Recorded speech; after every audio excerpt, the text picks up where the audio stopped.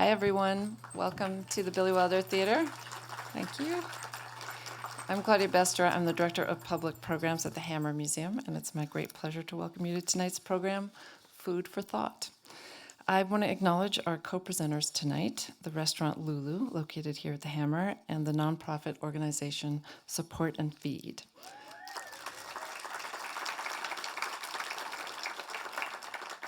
I also want to thank the vendors, Sana Vegan, Olac, and Hey Sunshine for producing the vegan food samples we gave out today before the program. And we have a little extra we can have after the program as well. So tonight's program presents one of many much-needed solutions to climate change. We have three brilliant speakers here tonight, Maggie Baird, Bryant Terry, and Alice Waters. All three are deeply engaged in advocating for safe, healthy foods and for food systems that don't damage the delicate web of ecosystems that hold life on this planet together. And each of them has contributed solutions we can all do to minimize our own impact on the environment. Alice Waters, as a major proponent of organic farming methods and eating fresh local produce in season. Bryant Terry is a brilliant vegan chef and author of many cookbooks that teach us how to make delicious plant-based meals. And Maggie Baird, who's traveled the world persuading people to try vegan foods while supporting local small businesses. All three demonstrate through their own actions how we all, as stewards of the earth, can, as individuals, mitigate climate change. And one of the simplest and most effective things humans can do right now is to eat less meat. Or better yet, no meat. Meat consumption contributes to climate change in several ways. Raising livestock causes high greenhouse gas emissions. Animal farming requires large swaths of land. In fact, animal farming accounts for 78% of the world's agricultural land use, and we see a lot of habitat destruction with land clearing in order to expand animal farming land throughout the world. And that habitat destruction leads inevitably to biodiversity loss, including, in many cases, extinction of animal and plant species. The use of pesticides for growing feed for animal farming also leads to further biodiversity loss. So today, these three award-winning chefs and activists will be in conversation about climate activism grounded in a plant-based diet. Before we dive into tonight's discussion, I'd like to highlight some upcoming programs we have planned here at the Hammer Museum. First of all, at the Hammer, we have an incredible exhibition on view called Breathe, Towards Climate and Social Justice, which I highly encourage you all to see. We have all kinds of associated free public programs, including tonight's talk. We have also an upcoming talk with oceanographers and glaciologists and the artist Rob Reynolds about climate change impacts on glaciers and the ocean. We have a talk with artists Glenn Kino and Michael Jew and scientists from Conservation International and the Surfrider Foundation to talk about protecting marine ecosystems, and a talk by radical gardener Ron Finley, as well as workshops, Bee Week, and much more. So if you'd like to stay updated on our upcoming programs and events, please be sure to sign up for our weekly newsletter. You can do that on our website or at the book signing area after the program. Now I'm delighted to introduce our distinguished guest speakers for tonight's conversation, Maggie Baird, Bryant Terry, and Alice Waters. Alice Waters is a chef, author, food activist, and founder of Chez Panisse restaurant in Berkeley, California, as well as Lulu restaurant here at the Hammer. She's been a champion of local organic agriculture for over 4 decades. In 1995, she founded the Edible Schoolyard Project in Berkeley, which uses an organic garden and on-site kitchen classroom as teaching tools. Since then, the Edible Schoolyard Project model has been replicated in over 6,000 schools around the world. Bryant Terry is a renowned vegan chef and James Beard award-winning cookbook author, as well as a multidisciplinary artist and book publisher. His Afro-Vegan cookbook was honored as one of the best vegetarian cookbooks of all time by Bon Appetit magazine. His cookbook, Vegan Soul Kitchen, Fresh, Healthy, and Creative African American Cuisine, was included by Cooking Light magazine in their list of best vegetarian or vegan cookbooks of the last 25 years. Bryant's latest book, Black Food, which is an anthology he curated and edited, was one of the most critically acclaimed cookbooks of 2021. Maggie Baird is a climate activist and the founder of Support+Feed, which is a nonprofit organization committed to mitigating climate change and increasing food security by driving global demand, acceptance, and accessibility of plant-based food. She's a frequent speaker on sustainability within the music, catering, and environmental spaces, and her commitment to the health of our planet, her plant-based cooking tips, and her conversations with youth activists have inspired thousands to change their lives. After tonight's discussion, we'll have some of Bryant and Alice's books available for purchase, and we'll also have the opportunity to chat with each other over some complimentary coffee, tea, and vegan cookies out in the Hammer Courtyard. So now please join me in welcoming Maggie Baird, Bryant Terry, and Alice Waters.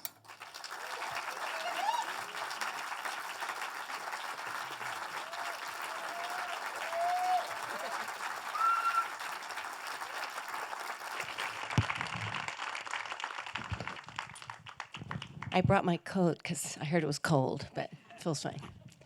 Hi, I'm Maggie Baird, and I am so excited to be here, and I have been tasked a little bit with just leading our conversation today, and I'm so inspired and a little overwhelmed because, you know, when you're talking to people that you really kind of idolize and have been inspired by for so long, it's a little overwhelming.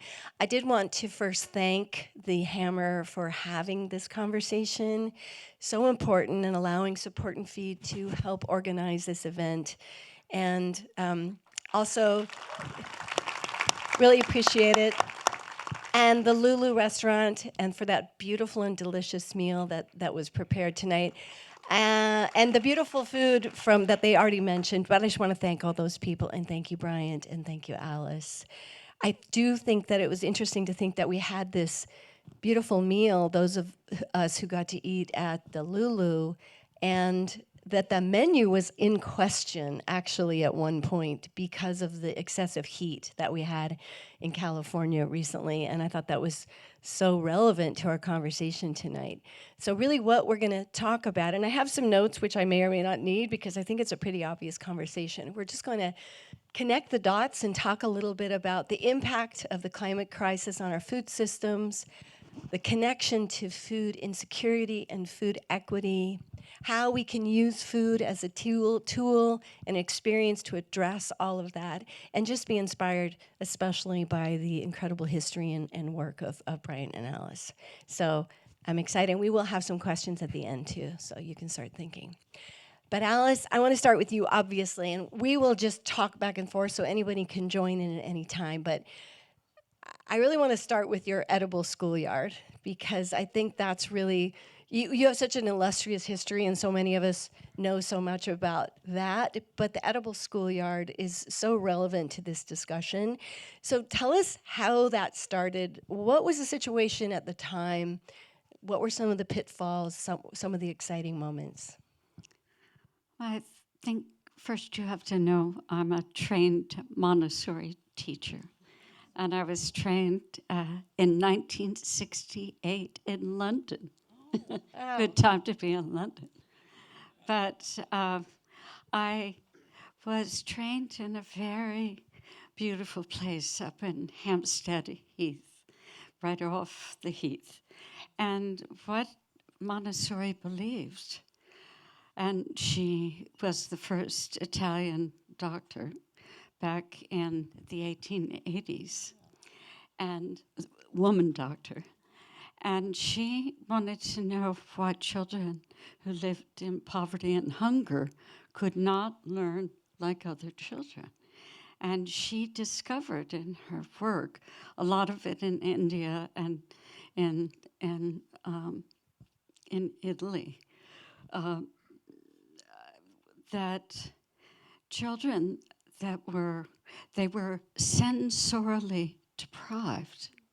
So they weren't using their senses to reach their minds.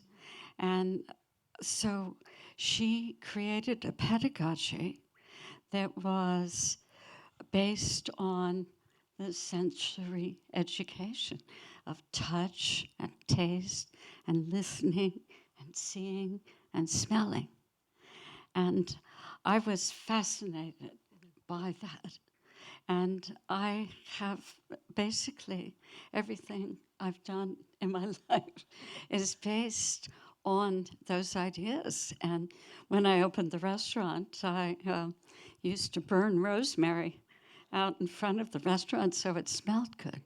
So it smelled like you were coming to France in the south.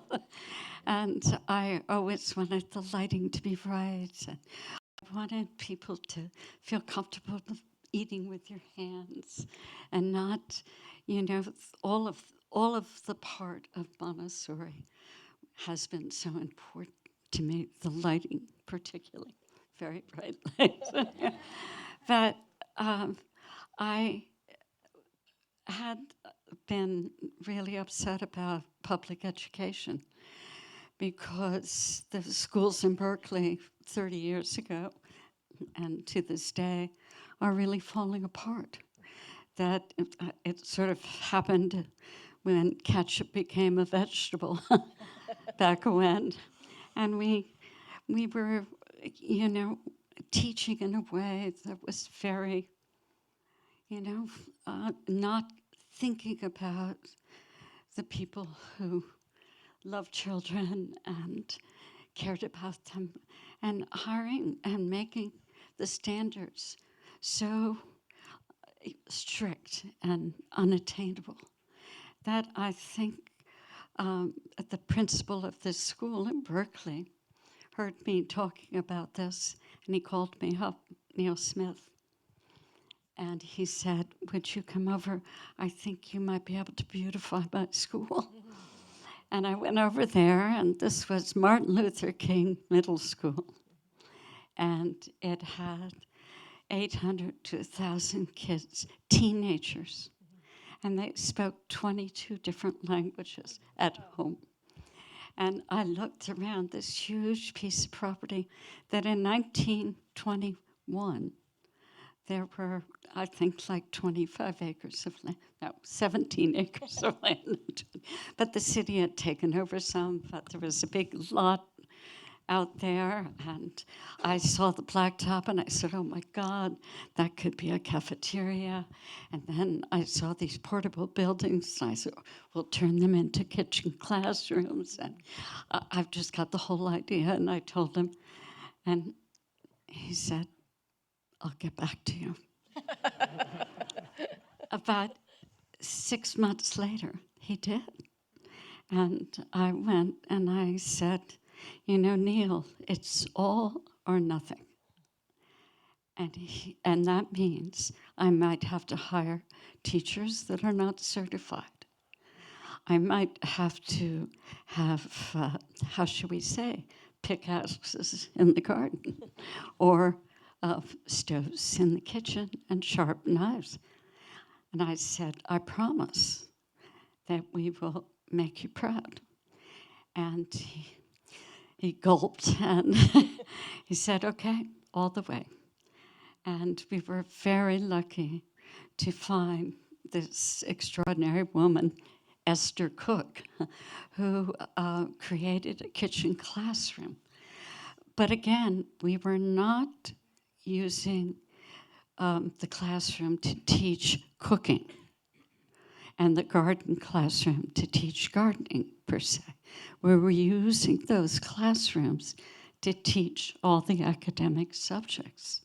So when you're in the kitchen classroom and you're talking about the geography of the Middle East, you're making pita bread and hummus and greens.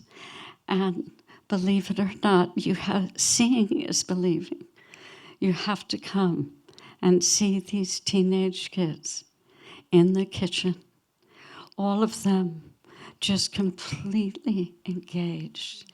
There are 3 tables, and they all have the same recipe, but every table's food is different, and they're all delicious.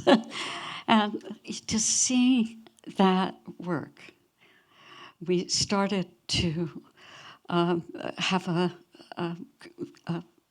annual sort of teach-in at the school every summer.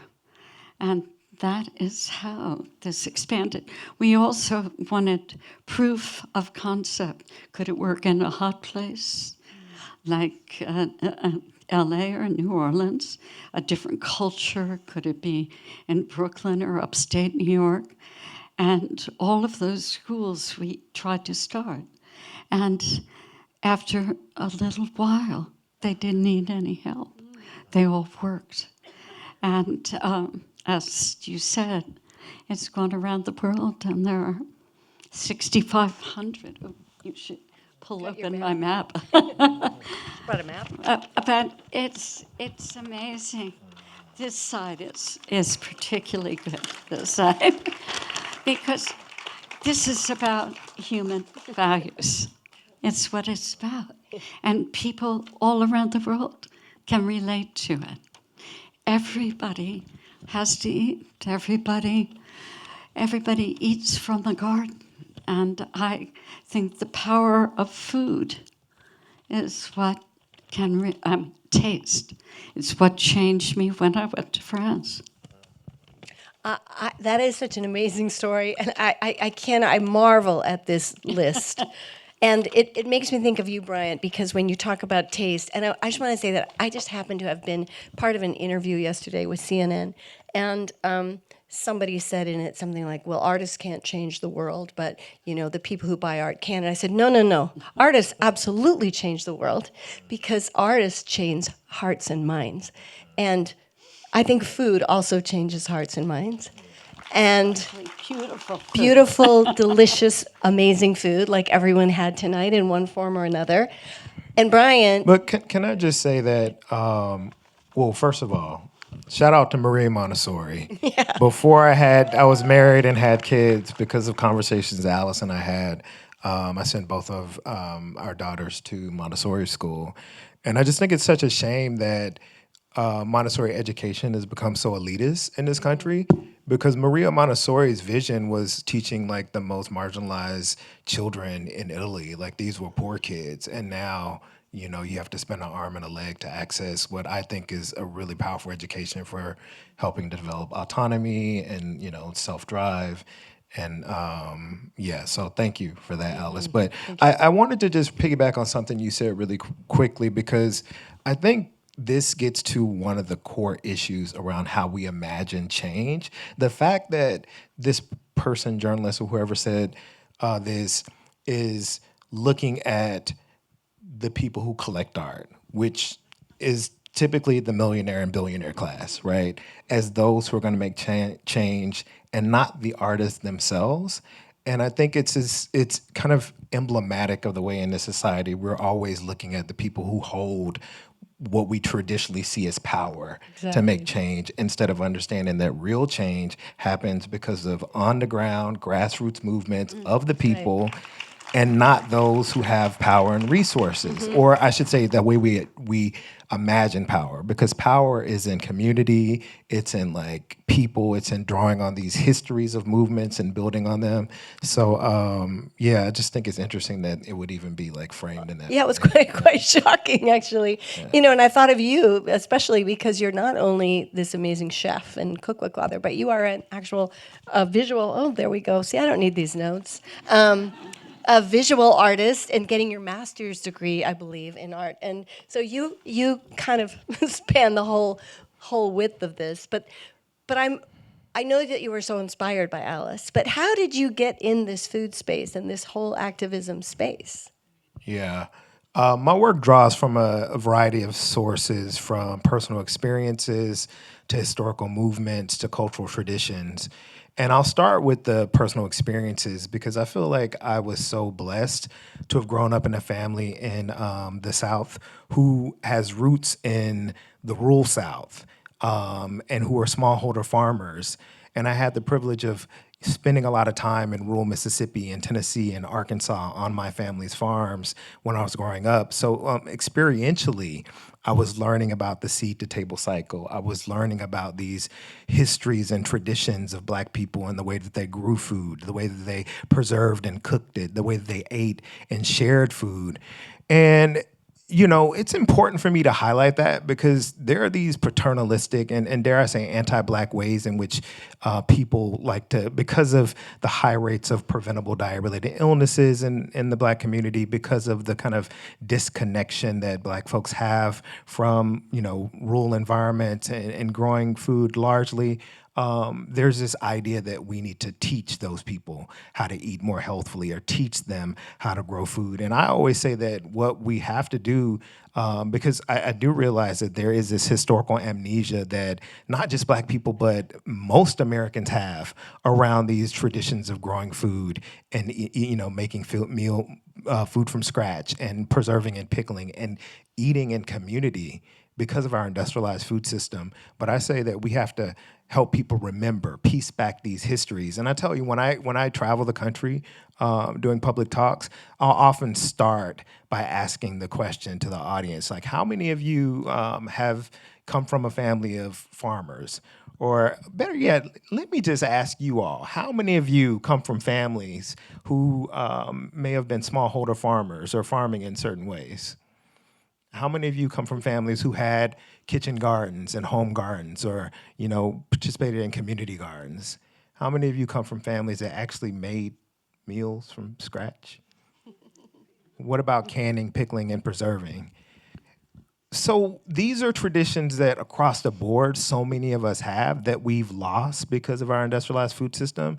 And I think that it's important that we understand that, so much of my work is driven by this West African concept, Sankofa, where it is symbolized by a bird that's moving forward while looking backwards. And the idea is that as we move forward, we should be looking back and drawing on these best practices and ancestral traditions that'll serve us in the future so that we can, do the work effectively. And so I think we need to be looking back and I would argue that many of the keys to our liberation, they're there for us. We just need to look back and bring them with us. So there's that personal experience, but I will say in terms of the kind of historical precedents, another thing that I have to push back against is this idea that we haven't done this before, we as in Black people. And I think about the Black agrarian traditions that go back to like George Washington Carver and much of the research and the work that he was doing. I think about Fannie Lou Hamer. People have heard of Fannie Lou Hamer, right? Most people associate Fannie Lou Hamer with electoral politics, but what a lot of people don't know is that Fannie Lou Hamer had a 600-acre Freedom Farm cooperative in Mississippi in the 1960s. And what were they doing? They were growing food. They were doing classes for people to learn about sustainable agriculture. They had housing. So, there's that. But I would say the most important and powerful inspiration for my work was the Black Panther Party for self-defense. And I'm sure have you heard of the Black Panther Party for self-defense? I know colloquially we know them as the Black Panthers, but I always think it's important for me to use the full name because what people don't realize, a lot of people don't realize, is that the Black Panther Party for Self-Defense was founded because of police violence, because police were going to the Black communities in Oakland and they were violating the civil rights of Black people and even killing them in a lot of cases. And so they were founded to police the police. What they talked about was survival pending revolution because they understood that this system, these structures that have historically oppressed people, they are broken and they needed to be burned to the ground, metaphorically, and then kind of built back up. But what they saw, they talked about revolution, pending survival. And so what they did was they created a number of programs because they realized that as we were working towards revolution, people needed to have their everyday needs met. So they had over 60 programs, all under the rubric of their survival programs. They were aimed at meeting the basic needs of Black people and other people living on the margins. And we're talking about they were addressing medical apartheid. They were addressing just the kind of spatial segregation that Black communities dealt with. But they also had this brilliant analysis that looked at this intersection of poverty, malnutrition, and institutional racism. And they addressed it programmatically through their grocery giveaways, through their free breakfast for children program.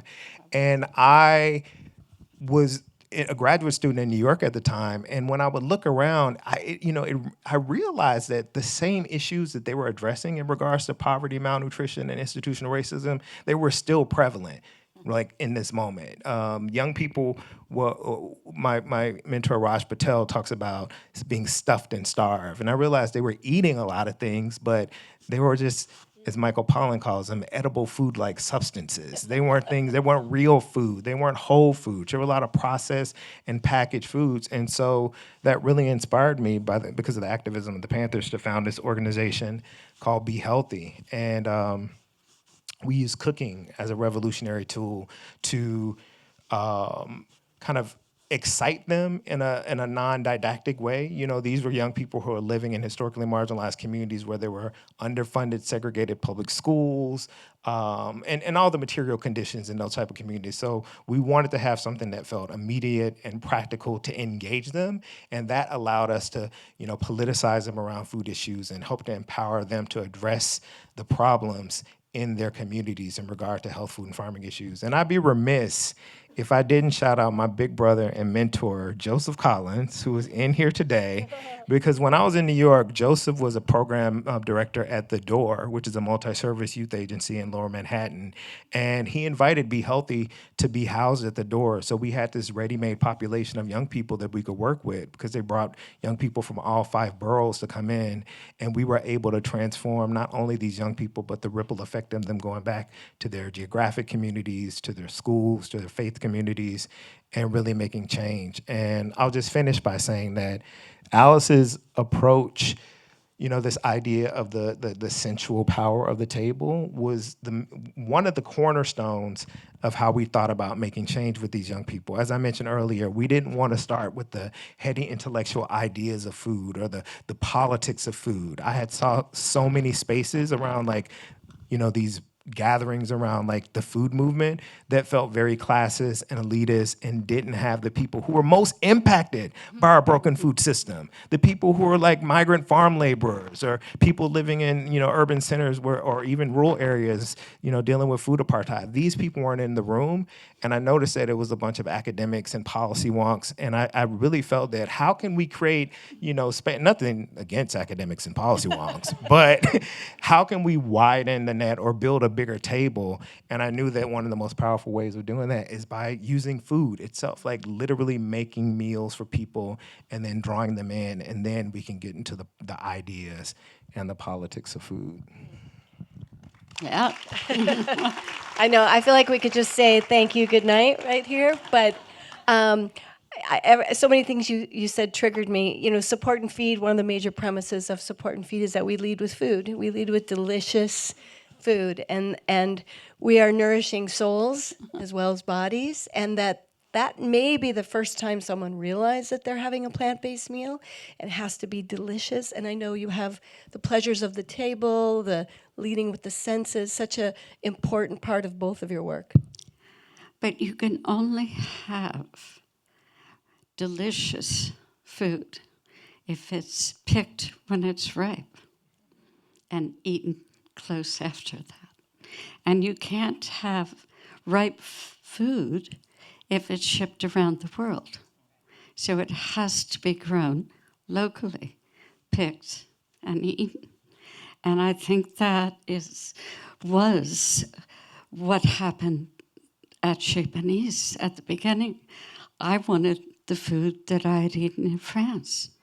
And that was a time in France in '65 when they didn't have olive oil in Paris because that was south of France. That was too far. They had butter, divine Normandy butter. But I was eating that food right when it was coming out of the water, the mussels steamed up right there and put on my dish. And when I came back, I wanted to eat like that. And it was only when I found the farmers. We found, luckily, Bob Kennard. You may know about him. He was up in Sonoma, but he was one of the first regenerative organic farmers. And he said his food was 25% more nutritious than anybody else's. And we laughed, and it is. And he said it's carrots particularly. And it's because all the little bugs all are in the soil. And it's like they give that carrot its nutrition. And so it was only having one menu at the restaurant every night. You either liked it or you didn't. And the way that we got people to love it was that we just served the food exactly in season. So people were asking for Masimoto's peaches. When are they coming?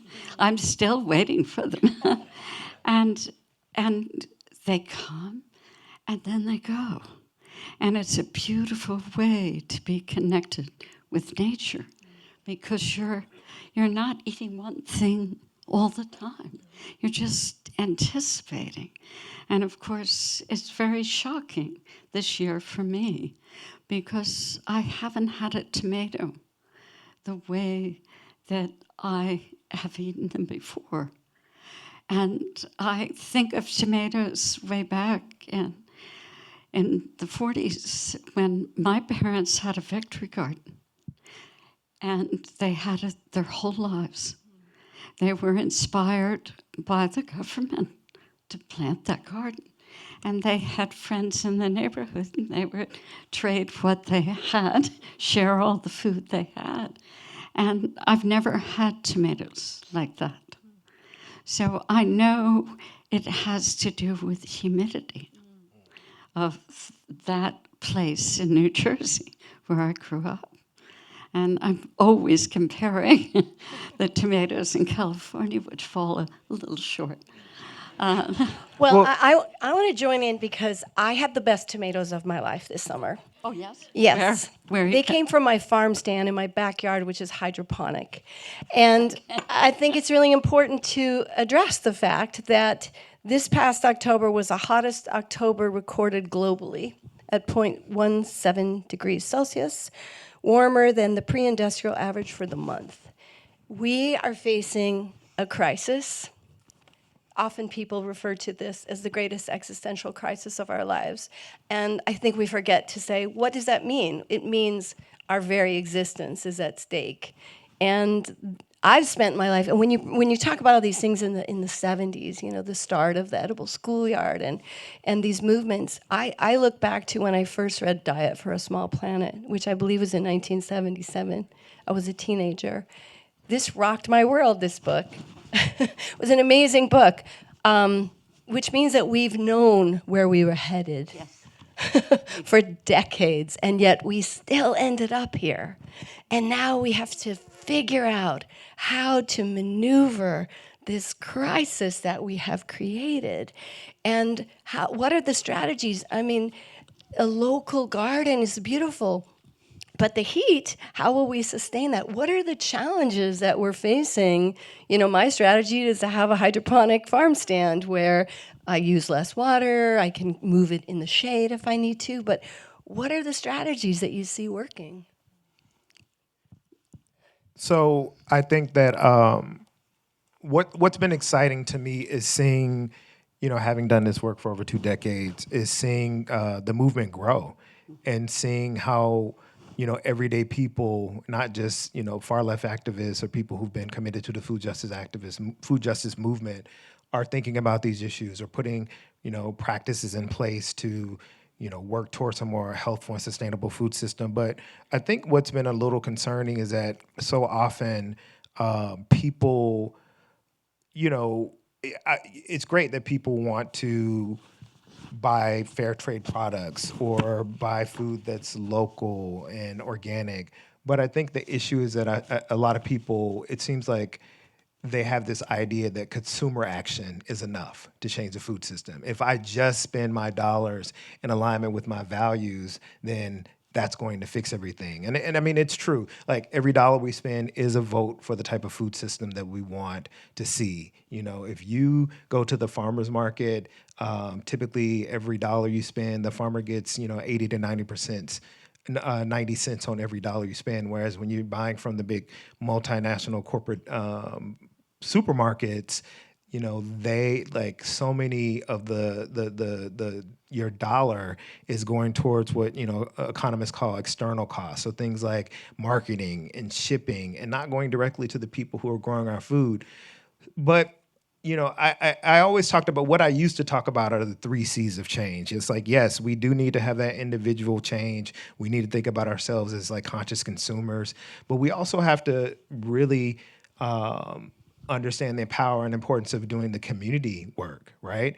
And we don't have to reinvent the wheel or start from scratch. There are people who've been doing work in community for decades, if not longer, working to create a more healthful, just and sustainable food system. And this is, these are often like people who are doing unpaid work.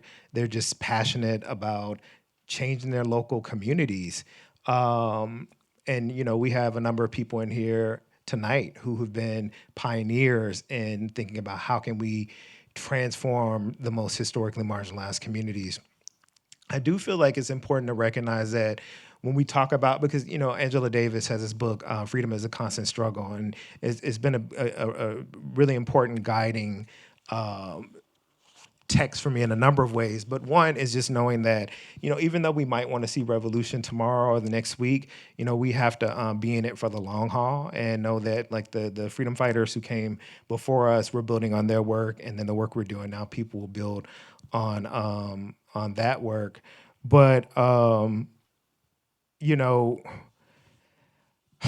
so many things. I think that, okay, let me just say this. I think that we have to understand that in addition to consumer change and community change, we have to understand ourselves as citizens. We have to understand the power that we have to put people in elected officials in office to make change to our food system and otherwise in ways that are working for the people and not just like the corporations and the but listen, I just don't think we can have an honest conversation about political change unless we have a real conversation about the corrupt nature of our government, about the crumbling nature of late stage capitalism.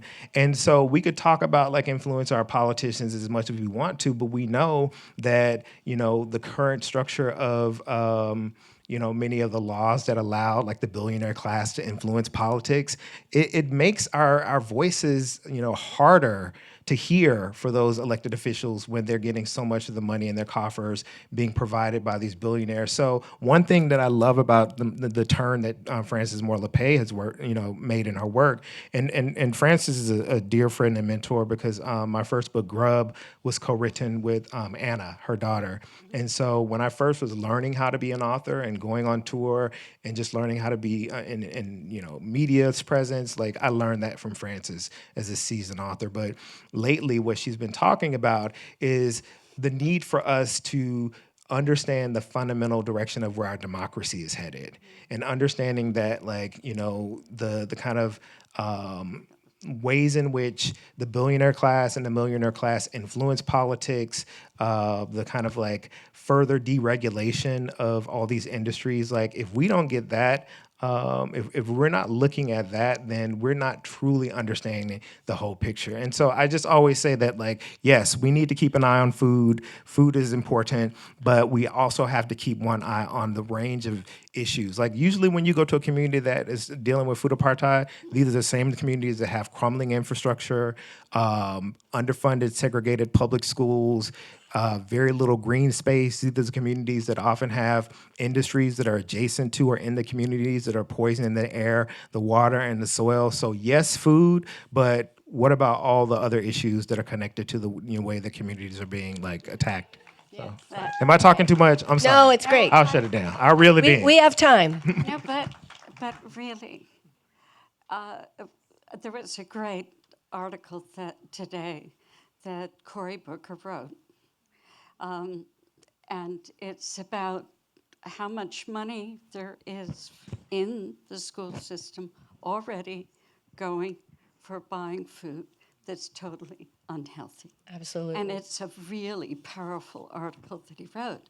But this is talking about the good news. It's to think of the public school system, which has not been been changed in a very long time. And we know about the food there, but there's money that's being spent every day on the wrong food. And I can say, having really focused on this and focused on it at the University of California for the last 3 years, that it is a matter of letting go of that middleman, that Cisco truck, and decentralizing what's happening. And we could build the food hubs. We could really rethink the way students eat. It's so important for our democracy to eat together. We haven't been eating together as families since the 50s. But it's only been since after the war, 60, 70 years, that this has been going on. And we remember, Roosevelt had that whole gardening program. And my parents kept their garden their whole lives. And I ate that food out of their garden, and they shared it with their neighbors. And it's what built community. And we worried about people who didn't have enough food. And we ate everything on our plates, or we had to. And unfortunately, my mother wasn't a very good cook, but we had to sit there. And it is a place of teaching democracy, is at the table and could be in the schools. And and this is universal. We can't address climate if we don't think about the whole world. And what we have in common is we all need to eat, and we all need to have somebody grow the food for us. And so that's the place, I think, where we can make dramatic change. And I wanted something hopeful before the election. And so we're doing an event in Washington at the Smithsonian History Museum. And I just thought I would read this little paragraph because it was signed not just by me and the institute I have for regenerative agriculture and edible education, but by Michael Drake, president of the University of California.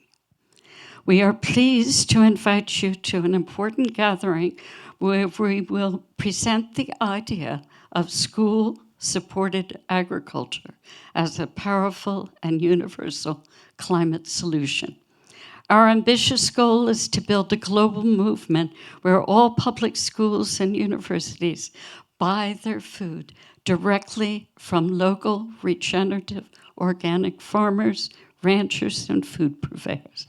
We believe this dramatic shift in procurement is an effective and immediate way to mitigate climate change, address children's health, educate our next generation, and bring our communities together. Guests who will hear from Carlo Petrini, head of the Slow Food Movement, Michael Pollan, Raj Patel, Matthew Rayford, Eric Schlosser, and many other farmers, teachers, and activists. Amen.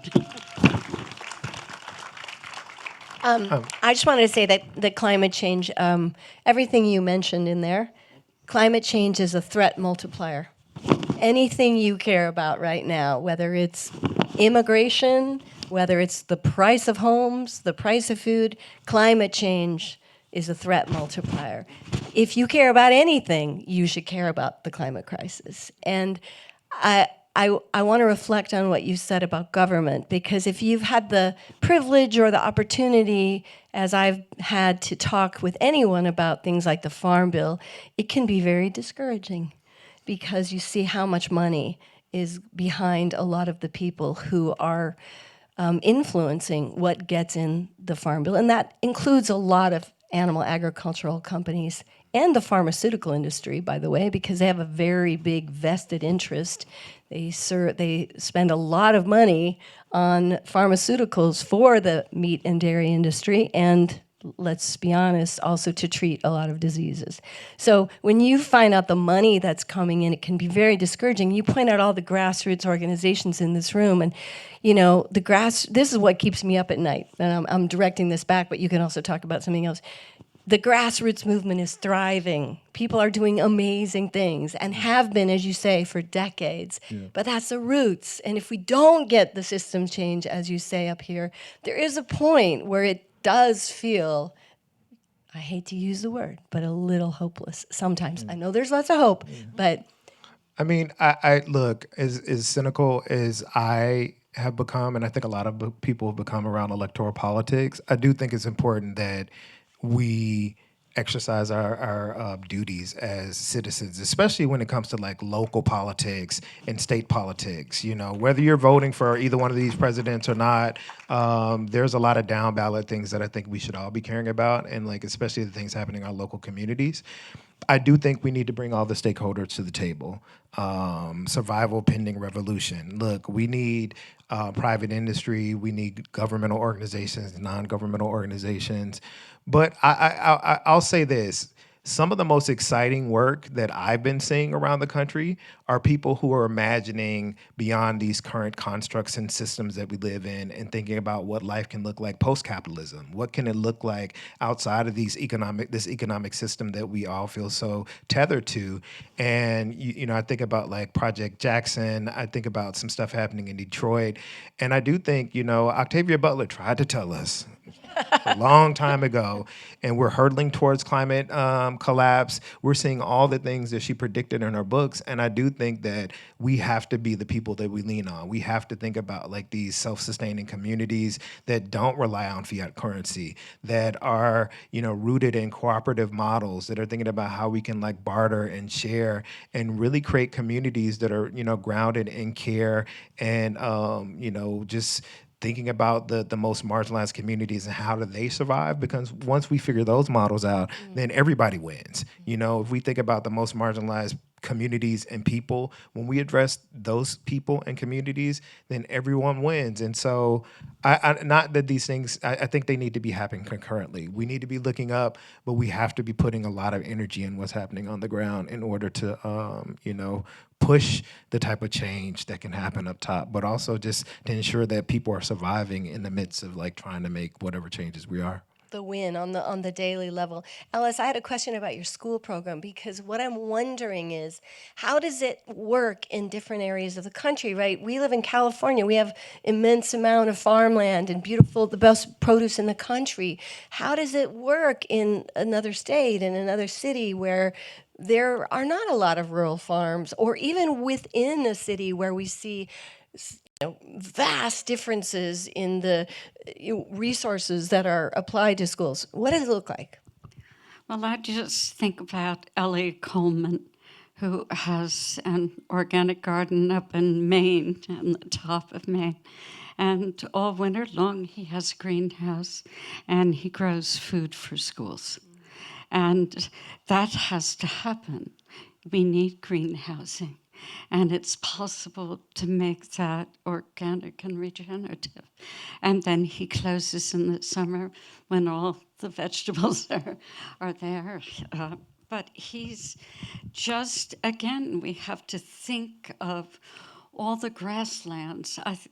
The University of California has 264,000 acres of land. I mean, we could plant so much food on this. I love that Fritz Haig and his whole push to have front lawns turned into vegetable gardens is a real inspiration. And we have in the federal government all of the pamphlets that were made for victory gardens during World War II that showed in detail what you could plant, how to plant it.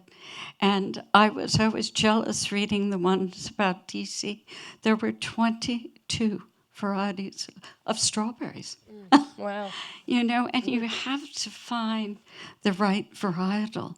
But there are people around the world living in very hot places and very cold places, and we can learn from them. I had a friend in Iceland who told me about all kinds of things that they were preserving for the winter. And it's amazing what is possible when we collaborate globally around this idea. I love the idea of the greenhouses. I know there's a lot of innovation in that space of sort of portable greenhouse. I think there is a company in India that developed a sort of, tenting system, et cetera. I think the hydroponic movement, I think the innovation in food systems, the discoveries of fungus that we haven't eaten before, and products that are being developed too is exciting. And I don't know if anybody wants to speak to that idea. I love your idea of envisioning a kind of a new world, because when I get on my more hopeful path, I think about this kind of paradise we could live in. Even when I taste a fruit that I've never had, I had several fruits this year in Mexico that I've never eaten before. And I'd have to even look them up. I had them once and said, what is this miracle? And I think that this is a key to, I think, what you're both doing is turning people on to this opportunity. And if we can look at our life as like, wow, this actually could be so much better. Not what we're taking away, but what we're adding to these communities and to our personal lives. Yeah, I think it goes back to something you said earlier around just understanding the power of artists. And I think whether it's visual artists or, writers or musicians, how can we think about the tough issues? How can we ask the hard questions? And how can we envision a different reality than the one that we're living in? And that's why I think that's a call for us all to be a part of this movement to create a more healthful, just, and sustainable food system. I don't expect everyone to dedicate their lives, their professional working lives to these issues like the people on this stage. But I think about, these being such systemic issues, and we need all hands on deck. I think about this whole metaphor of like drops in a bucket, and individually these drops may not seem significant, but the more drops we have, it creates a groundswell. And that's why I think that, if you're in the visual arts, if you're a designer, if you are, a writer, if you do marketing, we need all types of skill sets in order to help people reimagine and implement the kind of powerful work that is going to move us closer to a food system that's healthful and just and sustainable. And so I think a lot of times people may feel like, well, that's the folks who are like over there, on the stage or writing books or in the gardens. But, we, as Alice always says, we all eat, right? And we all have to be committed to these issues. And the smallest ways of contributing, I think in aggregate will make a big difference. I just want to say that I moonlight, or I have a little side job that is like a little involved with the music industry, and I will say that I have been thrilled to see the changes in the last 8 years, and there's lots of people in that industry here and doing exactly what you said. Wherever they work, whatever job they have, they make those choices around sustainability. That includes food. What is the food? Where is it going afterward? Who is the caterer? How are we composting it? And I think that goes for artists, and it literally goes for every job on the face of the earth. You can look around your own space and be responsible for that one little space and those beautiful choices. I've always had a thought that we could have a competition at the whole University of California to design a huge billboard that addresses these issues of climate change. And there would be a huge monetary reward for the person who succeeded. But I think that could help engage us, and the artists particularly, and everybody. You see a poster, one of those amazing billboards that gives a message, like the ones from Patagonia, and you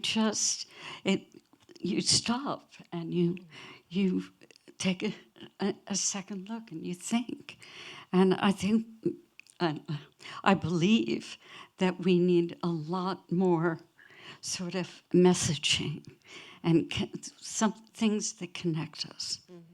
I mean, I often share the story about when I was in high school and decided I wanted to be a vegan. And I don't know if you've ever encountered someone who, kind of identifies with being a vegan and they're like the most self-righteous, dogmatic, judgmental, finger wagging in your face to be a vegan, even though they just became a vegan like 3 days ago.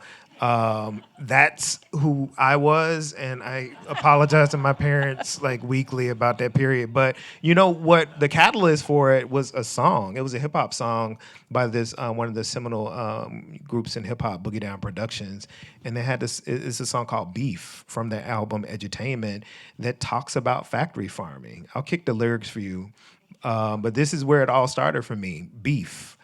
What a relief. When will this poisonous product cease? This is another public service announcement. You can believe it or you can doubt it. Let us begin now with the cow, the way that it gets to your plate and how. The cow doesn't grow fast enough for man, so through this greed, he creates a faster plan. He has drugs to make the cow grow quicker. Through the stress, the cow gets sicker. 21 different drugs are pumped into the cow in one big lump, and just before it dies, it cries in a slaughterhouse full of germs and flies. It gets much more graphic, so I'll stop there. But my point is, it wasn't like a scholarly monograph. It wasn't a lecture, but it was a hip hop song. And I do think that just attests to the power of art and culture and film and music to really help us, transform the way that we're living and once again, reimagining what our future could look like. I love it, and this has been an amazing conversation. I am aware that we're going to have some questions. Before we do that, any last thoughts that you want to share about things that you think people can take action on, things that make you hopeful? I know you've hit on so many. I'll start because I've got the microphone. Support and Feed, we try not to be that annoying vegan, and we say, please take our pledge to eat at least one fully plant-based meal a day for 30 days. 10,000 people do that. That's 7 million gallons of water saved. That's just the water. So that's something that's very actionable that you can do whatever state you're in. It's peanut butter and jelly sandwich once a day. Who doesn't like that? Anything you have actionable ideas? It's simple, but powerful. And this once again goes back to the inspiration from Alice in my body of work and my practice. Make someone a meal. So let me just tell you a quick story. I'm from Memphis, and I, was figuring out how to get out of there for 18 years. And once I left, I never turned back. But most of my family's still there, and there was a farmer's market that opened up in downtown Memphis. And I was really trying to encourage my family members to go and support the farmer's market. And what I realized is that, the heady intellectual ideas of food, the public, the politics, food is such a personal thing that once you start saying things that feels like you're trying to dictate how people eat, there's just this visceral reaction that a lot of people have and they kind of shut down. It's like, no, don't tell me how to eat. Don't tell me about what's on my plate. And so what I leaned on, because, not only did I have these examples of the way that my family would grow and preserve and cook and eat food in the rural South, but I was privileged to see how my grandparents translated that when they moved to the city. A lot of people of their generation, they're the pull and push factors that move people from the urban South or the rural South to the urban South, the urban North through these migrations, and seeing those family members have urban, community gardens, and my paternal grandfather with this urban farm in his backyard was just, powerful. And so my parents and their siblings grew up eating what we would describe as local, seasonal, sustainable food, because that's and they didn't describe, my grandparents didn't describe it. It's just what they did and how they lived. And so what I did is I decided to shut up with all the politics and bring a bag of local peaches from the farmers market in downtown Oakland or Memphis, where my grandparents, where my family lives. And people ate those peaches and they were flipping out. And they were talking about how they hadn't tasted a peach like that in 30 years when they were when, you know, my grandparents had their mini orchards and they were just picking them off the tree. And that simple act drove my family to stop going to the corporate supermarkets, Whole Foods included, because so much of that stuff tastes like nothing. It doesn't have any taste. And so they went, and so of course now, you know, the benefits of shopping at the farmers market, from supporting local and regional growers and, you know, all the things that we know one benefits for the economy, for the farmers, for our personal health and well-being. Those things are there. But what drove my family to start supporting the local farmers at the market was a delicious peach. And so that is how I try to change people. And that's why I decided to start writing cookbooks. And I think it's a powerful way, if you care about these issues, invite people over, get food from the market, make food together. Not only are you, you know, there's so many reasons you could do it, but you're building community. And then oftentimes the conversations about our food system can kind of like, you know, follow the meal, whatever. I want to say that, did you know that 90% of the population of the United States does not eat the recommended daily amount of fruits and vegetables? 90%. I mean, that is shocking. And I think it's because people don't like them, because they're not eating them in a tasty way. Not only do we know they're not accessible to many people for all the reasons we've talked about earlier, cost, you know, proximity, et cetera, but how do we get people to like them? And we could talk about the health crisis that we're dealing with. As Alice mentioned, as soon as you harvest vegetables, I mean, scientists have determined that it immediately starts to lose nutritional value. So think about things that are being shipped from California, where a lot of the food comes from this country. By the time it gets to the market, I mean, I would say it's probably largely devoid of nutritional value, whereas we know if we're getting it from local and regional growers, it's going to be so much more nutritious than, you know, the kind of corporatized food that most of us eat. Which actually speaks to the idea of supporting more frozen food, I think. I don't know how you feel about that, but frozen food maintains a lot more nutrition than other forms of shipping. And, you know, it's something I don't hear talked about quite enough, but I think we're going to have to support that industry. Sorry, I'm speaking the facts of the crime crisis. You know, we have to be honest about what is actually available to people, and there's only so much. You know, the school program is beautiful, but frozen food is nutritious for people who are on a budget and may have lack of access. I think frozen food can be part and parcel of a larger practice Only around organic, traditional food. regenerative frozen food. Yeah. Or, No, you know, just, seriously, it's where your food comes from, how it's farmed. It's all about the soil. And so I agree with you about going to the farmer's market, and you can always find something that is affordable.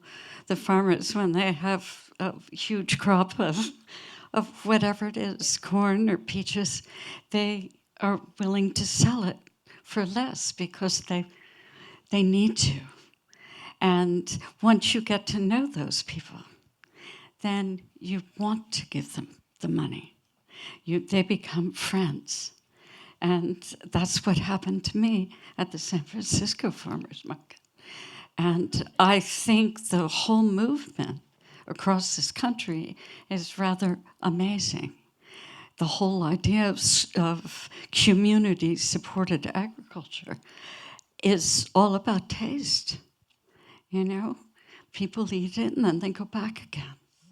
And that's why school-supported agriculture is so irresistible to me, because this is the only delicious solution to climate.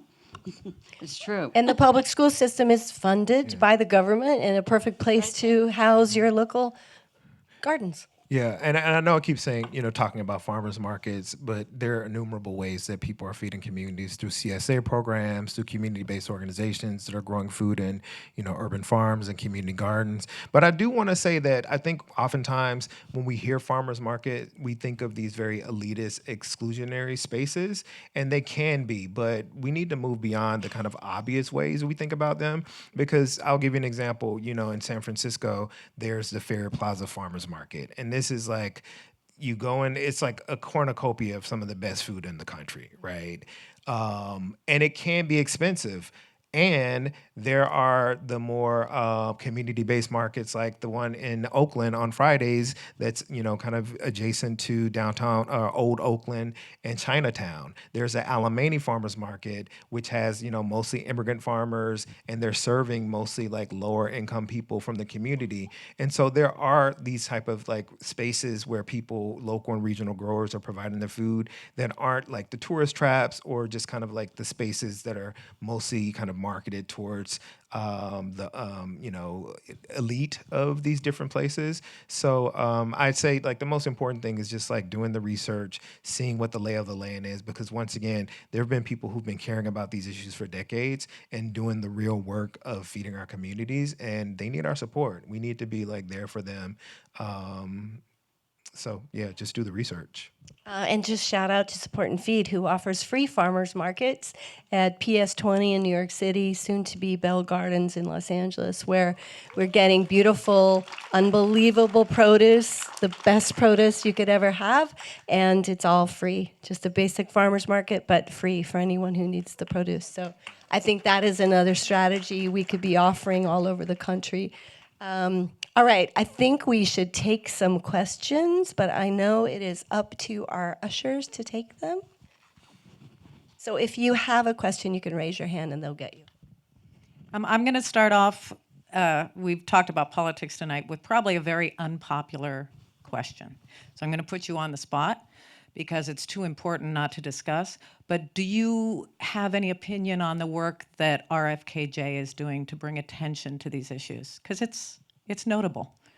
So I wondered if you have any opinion on, in the political realm, the work that's being done there. Because of recent associations, people have opinions, but I wondered if you have any opinions on the work that he's doing, because it is important work. I'm going to say that I'm going to be really honest. I think you could have done some good work in the past and undo people's trust in it by other things you say and other things you promote that are factually incorrect and damaging to society. So you have to be careful when you embrace really factual and important issues and then you veer off into other things which are detrimental to society. So that's how I feel.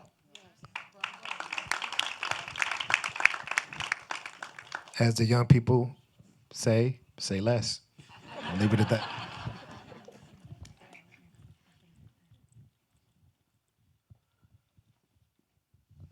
I think one thing that's not talked about enough is how climate change affects your mental health. So I just wanted to know, how do you manage your mental health when our world is crumbling, and what semblances of hope do you have for young activists that are trying to fight the climate crisis?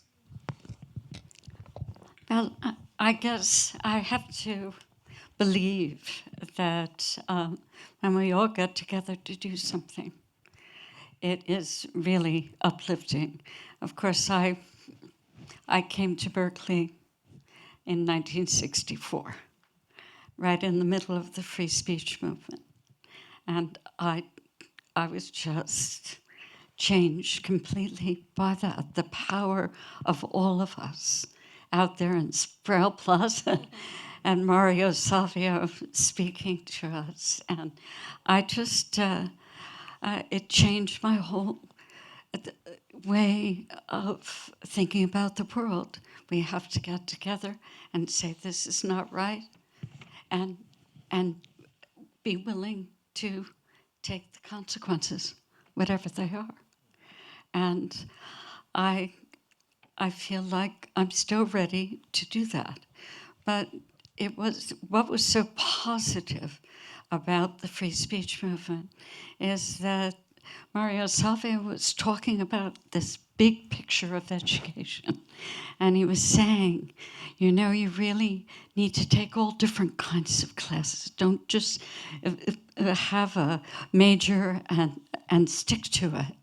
Take botany, take music, take art. Find out what you really love. And he said, take off a year and go someplace, which I did. Went to France.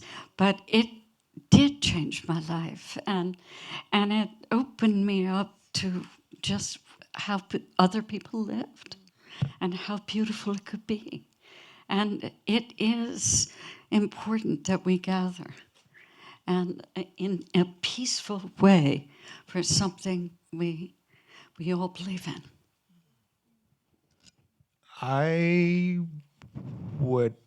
I guess I wonder if it's climate chaos or us hurtling towards climate disaster that's messing with people's mental health, or is it late stage capitalism that's eroding people's mental health? Some of each. I think I would just say we have to do things in community. We have to, and I'm going to push. Well, I'm not going to push back. I'm going to offer a different perspective. I don't know if it always has to be peaceful. I think sometimes we need to disrupt things. I think sometimes we have to like throw some. So one of the biggest inspirations for me doing this work was my advisor in graduate school, Dr. Robin D.G. Kelly, who now teaches at UCLA. One of the brilliant historians of our time. But his book, Race Rebels, was a big inspiration for me moving into food justice activism. And in the book, he talks about kind of an alternative way of looking at labor history, not through labor unions, but looking at the, everyday acts of resistance of people in the workplace. And he talked about how these kind of the everyday acts of resistance of Black people who had historically been, oppressed and marginalized, how they were doing things like, quitting on the spot and breaking machines and sabotaging and things that are disrupting capitalism, but it was like making change and that people had to listen. And so I do think that, it's as cliche as it sounds, you got to hit people in the pocket. I think sometimes that means that this kind of like a politics of niceness and orderliness, we need to like let that go and we have to like shake shit up, So, No, but I think there's a way to sort of put them together, and that is, I think of Jimmy Carter and his Habitat for Humanity. And one of the really great projects that I was involved with was doing a school in San Francisco. And we were 100 people, and in one day we painted the school inside and out, and we planted a garden around the whole school.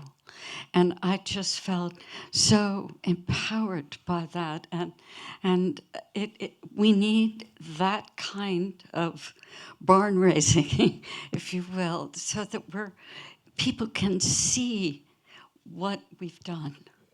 And that's what I mean about positive. Yeah, I mean, and I agree. I mean, I think it has to be everything. It shouldn't be one thing because while you had like in the 60s and 70s, a lot of the radical groups who were disrupting, I think about my parents, my in-laws who met at Berkeley in that same period during like Third World Strike and, anti-war movement.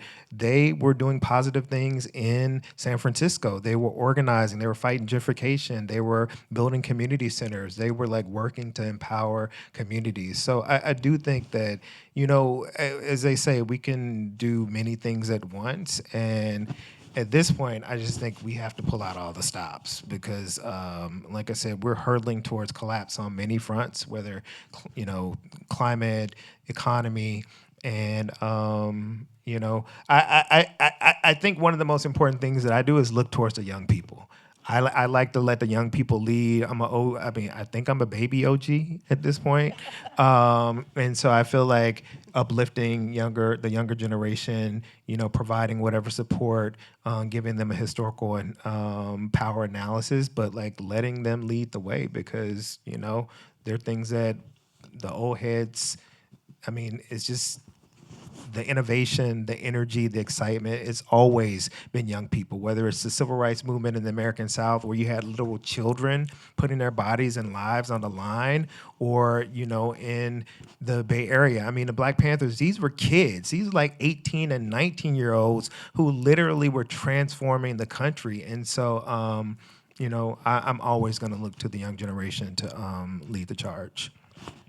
Yes, I would say action is the antidote to hopelessness.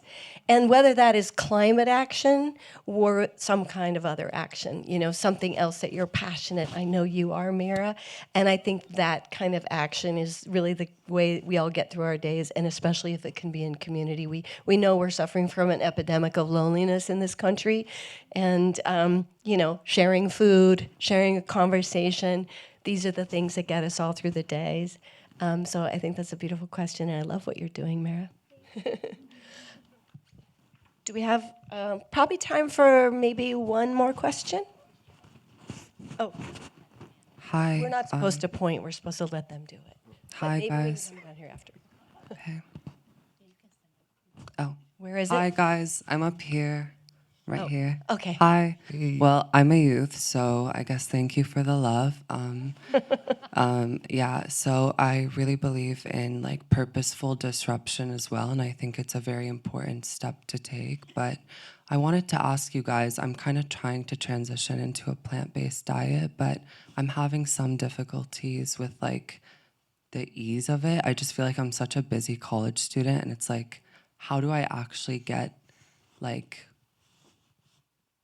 the drive to make that positive choice when it's just such a busy day? Do you guys have any affirmations or intentions or anything like that that could be helpful?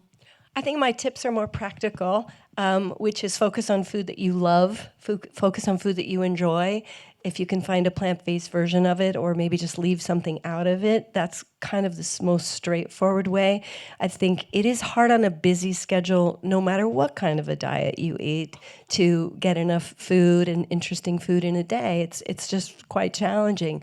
I will say that if you follow Support and Feed, we give a lot of tips and guidelines and little helpful benefits. Instagram is full of amazing recipes, etc. But I think on a daily level, it's important to, you know, sort of make your life as easy as possible and stick with those foods that you genuinely love that are pretty easy. And then, you know, if you have the funds, which isn't always easy, I know on a college budget, but enjoying meals out at restaurants, et cetera, finding the foods that you genuinely love and then maybe learning to recreate them. And again, I would go back to community.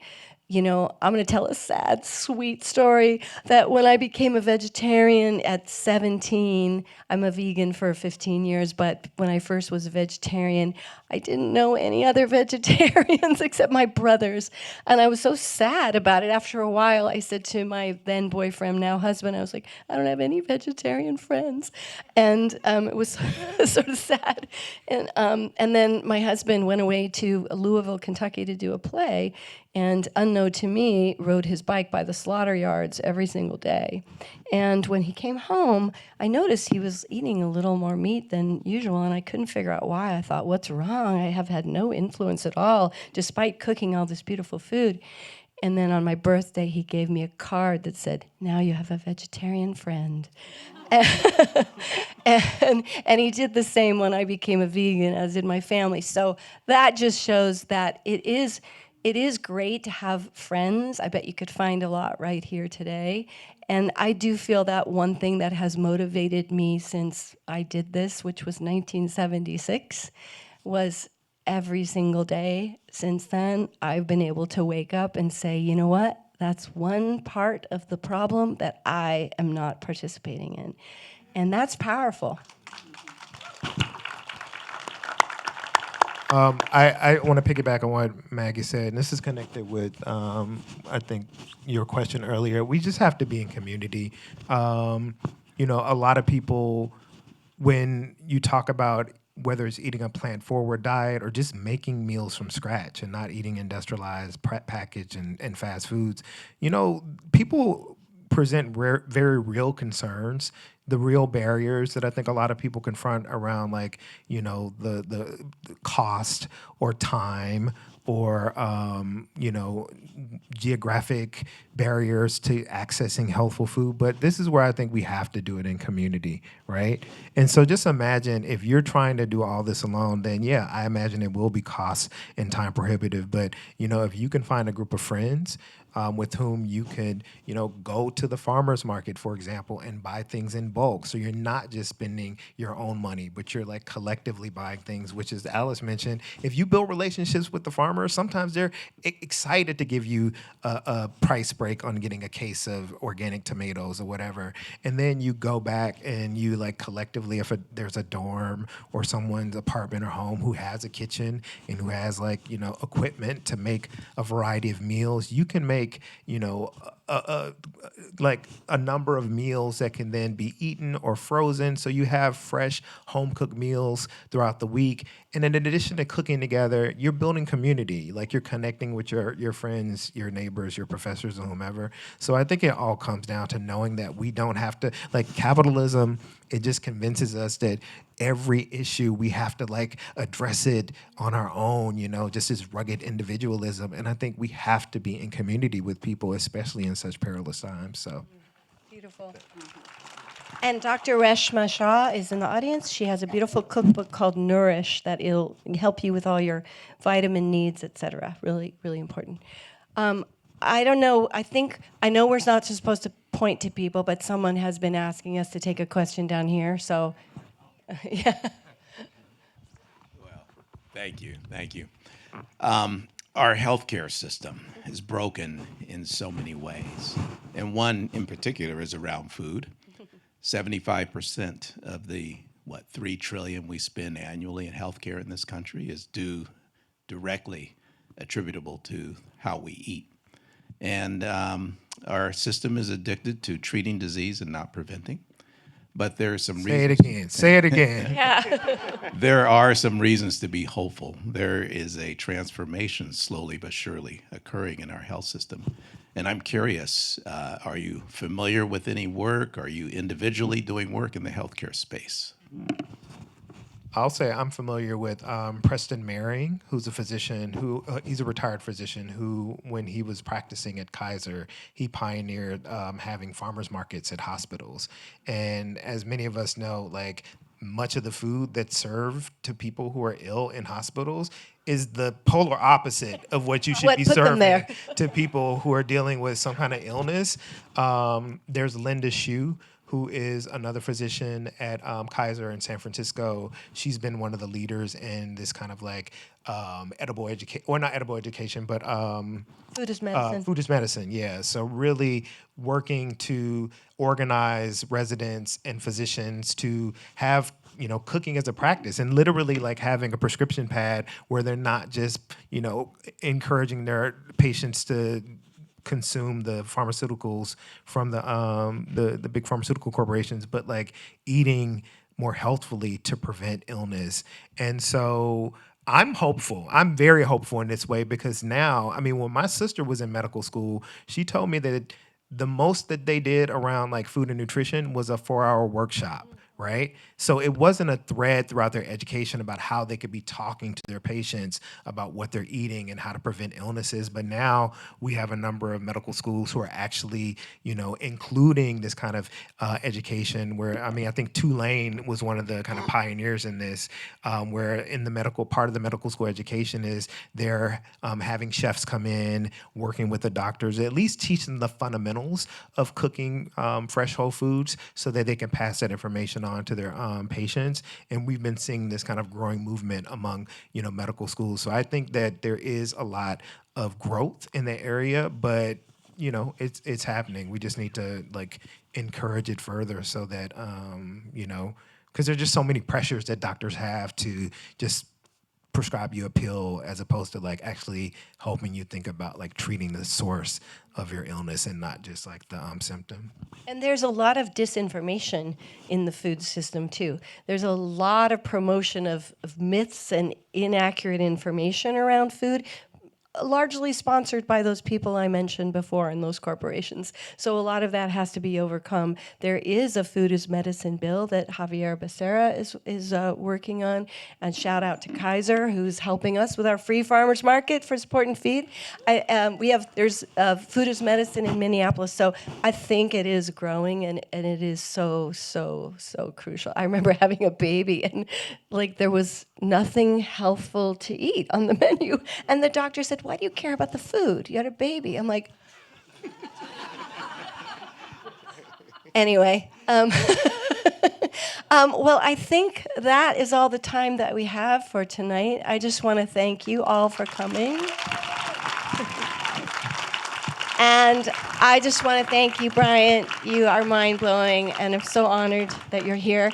Alice, you are the greatest inspiration for so many decades. So honored to share this stage.